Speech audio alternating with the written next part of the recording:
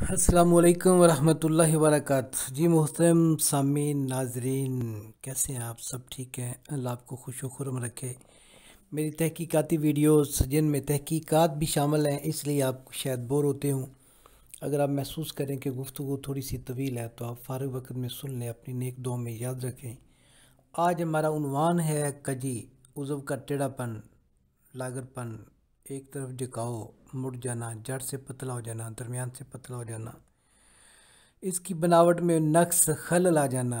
ठीक है, तो कसरत या रगड़ या चोट या ज़ख़म से जब कज़ीब की टिशू पर, ख़ुसूसन मस्कुलर टिशू पर रगड़े आती हैं तो वो ख़राब हो जाती हैं या इनमें फसाद पैदा हो जाता है, तबाही आ जाती है। तो वहाँ पर रतूबात खून और रूह व हरारत का इज्तिमा मुश्किल हो जाता है। वहाँ की शरीयानें दब जाती हैं, मर जाती हैं। और जिस तरफ के उज़लात मसल ठीक होते हैं, इस तरफ इंतशार के वक़्त तेज़ी और झुकाव और टेढ़ापन पैदा हो जाता है। अब अगर दाईं तरफ झुकाव है, दाईं तरफ, तो इसका मतलब है बाईं तरफ के उज़लात कमज़ोर हैं। अगर बाईं तरफ झुकाव है तो इसका मतलब है दाईं तरफ के उज़लात कमज़ोर हैं, क्योंकि जिधर झुकाव होता है उधर के पट्टे टाइट और मजबूत होते हैं, वो नफ्स को अपनी तरफ खींच लेते हैं, और दूसरी तरफ जो है कमज़ोरी होती है। तो मुमकिन होता ये है जिधर झुकाव है और हकीम उधर ही कहते हैं जी इधर मालिश करो, चूँकि नफ्स इधर टेढ़ा हो गया है, इधर झुक गया है, इधर कमज़ोरी है। ऐसे नहीं है भाई, नफ्स में तनाव के वक्त जिधर को नफ्स झुका है उधर के पट्टे टाइट, मजबूत, ताकतवर हैं। उन पट्टों ने उज़व को अपनी तरफ खींच लिया है। क्या कहते हैं, मुत्फिक हैं? अच्छा, जिस कदर उस तरफ के, दूसरी तरफ के उज़लात ख़राब होंगे, उस तरफ उसी कदर दूसरी तरफ झुकाव ज़्यादा होगा। कजी क्यों होती है? टेढ़ापन क्यों होता है? नफ्स दरमियान से, जड़ से पतला क्यों होता है? इसके असबाब में जलक, मुश्तनी यानी कि अगलाम, कसरत, मुबाशरत, सुजाक, आतशक, कहीं चोट या ज़ख़म वगैरह की भी इसकी अलामत पाई जाती हैं। कजी की अलामत क्या होती हैं जी? कज़ीब में दुबलापन और शहवत की हालत में टेढ़ापन, झुकाव इसी तरफ होता है जिस तरफ खिंचाव होता है, और दूसरी तरफ इस्तिरखा और ढीलापन आ जाता है। इंतशार नामुकम्मल, हरारत में कमी और जोश का फुकदान, आहलील से रतूबात का अखराज, पेशाब की नाली से रतूबत निकलती रहती है। गर्द ये कि कजी के साथ नामुकम्मल इंतशार और कमी हद की हालतें पैदा हो जाती हैं। सूल इलाज क्या है? सबसे मुश्किल इलाज वो है जिसमें किसी उज़व में तहरील ज़ोह पैदा हो जाए, जैसे फाली, लकवा, टीबी और शुगर। लेकिन इससे भी मुश्किल इन अमराज का इलाज है जिनमें मुफरद अज़ा, उज़लात, असाब, गुदत और इनके टिश्यूज़ के खुलियात बिल्कुल मर जाएं, जैसे कजी है, टेढ़ापन है, सरतान है, और सेल्स के अंदर फसाद है, कैंसर यानी कि। मगर फिर भी ये अमराज काबिल इलाज है, इंतहाई तवज्जो की ज़रूरत होती है। कानून फितरत के मुताबिक मुर्दा खुलियात को ज़िंदा और पैदा किया जा सकता है, क्योंकि जब गोश्त जिस्म के किसी हिस्सा से कट जाता है तो दोबारा पैदा हो जाता है।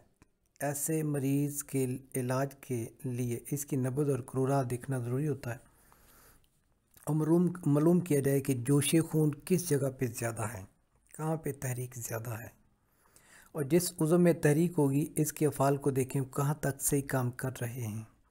इस तरह जहाँ तस्कीन है, जिस उज़व में सुकून है, जिसमें तहलील हो रही, कमज़ोरी हो रही है, इनके अज़ा को भी देखा जाए कि वो किस किस कदर काम कर रहे हैं। ठीक है, अगर तहरीक के मुफरद अज़ा पूरी तौर पर काम ना कर रहे हों तो अगर उन्हें तेज़ करके उनका काम, उनका फ़ेल पूरा कर दिया जाए। यानी कि असाब हैं तो इनमें तेज़ी से रतूबात पैदा कर दी जाए। अगर पट्ठों में उज़लात में तेज़ी है तो उस तेज़ी को तेज़ करके बुखार तक चढ़ा दिया जाए। अगर गुदत में तेज़ी है तो जिस्म में हरारत और सफरा की ज़्यादती हो जाए। ठीक है, और मुफरद उज़व से लेकर मुसल तक काम करना शुरू कर दें। हर मुफरद उज़व तहरीक से लेकर मुसल तक काम करना शुरू कर दें। ये बातें आपकी समझ से बाहर हैं, लेकिन अतिबा के लिए मैंने अर्ज़ कर दी हैं। अगर तहरीक अपने तौर पर पूरी तरह काम कर रही है तो जहाँ पर तस्कीन है इसको तेज़ करके इसमें इंतहाई तहरीक पैदा कर दें तो वो फ़ेल ठीक हो जाता है, ताकि वो अपने फ़ाल को सही तरह इंसार अंजाम दे सके। इस तरह दौरान खून, हरारत, रूह और रतूबत तमाम जिस्म में खुसूसन ज़रूरत के मुकाम पर दौड़ने लगे। इस तरह एक नया खून और कीमियाई अज़ा बनने शुरू हो जाते हैं और साथ ही मुफरद अज़ा के नए खुलियात बनना शुरू हो जाते हैं। लेकिन जल्दी सेहत का सवर न करें, आराम तहम्मुल मुश्किल मिजाजी से इलाज कराएं, क्योंकि खुलियात की पैदाइश में काफ़ी वक्त लग जाता है। बहरहाल मुश्किल मिजाजी से यकीनन आराम आ जाता है। कजी का जो मरीज़ है, इसकी ग़िज़ा क्या होनी चाहिए? इसकी ग़िज़ा है, अगर तो उसे पट्ठों की ताकत के लिए दवाई दी जा रही है तो ग़िज़ा भी पट्ठों की ताकत के लिए देंगे। मेरी वीडियोस में ग़िज़ाई चार्ट नंबर 2 और 3 बेस्ट है पट्ठों की ताकत के लिए। अगर जिगर को ताकत दे रहे हैं तो ग़िज़ा भी जिगर की ताकत के लिए ही होगी, उसके लिए ग़िज़ाई चार्ट नंबर 4 और 5 बेस्ट है। अगर असाब को क़ुव्वत दे रहे हैं तो ग़िज़ा भी वैसी होगी, उसके लिए ग़िज़ाई चार्ट नंबर 1 और 6 बेस्ट हैं। तो आप मेरे चैनल पे जाते हैं रब्बानी दवाखाना लाहौर पे, उस पे वीडियो पे क्लिक करते हैं तो एक सर्च बार खुल जाती है, वहाँ आप लिखते हैं ग़िज़ाई चार्ट तो वो सारे चार्ट सामने आ जाएंगे, वहाँ से आप आसानी से देख लेंगे, आपको ढूंढने भी नहीं पड़ेंगे। अगर ऐसा नहीं हो पाता तो आप वीडियो में जाएँ, सबसे नीचे यानी कि इब्तदाई वीडियो में वो मैंने दिए हुए हैं, ठीक है।